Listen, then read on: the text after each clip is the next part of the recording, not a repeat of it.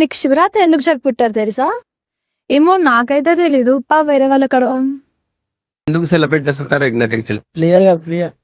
Actually don't know. శివపార్వతుల పెళ్లి, ఎక్కువ మొక్క శివపార్వతుల పెళ్లి. నిజంగా మహాశివరాత్రి ఎందుకు సెలబ్రేట్ చేసుకుంటారు మీకు తెలుసా? తెలియకుండే తెలుసుకోవడానికి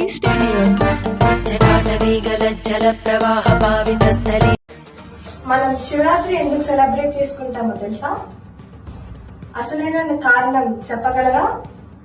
శివపురాణ ప్రకారం ఇది రాండమ్ ఫెస్టివల్ కాదు. Structure, spiritual observance. 4 జాములు జాగరణ, ఉపవాసం, డిసిప్లిన్ కోసం. ఉపనిషత్తుల్లో శివ అంటే కాన్షియస్నెస్. సో శివరాత్రి అంటే ఐడెంటిటీని డిజాల్వ్ చేయడం, సెలబ్రేషన్ కాదు, calibration. To know unknown facts about Shivratri, stay tuned to Kashika.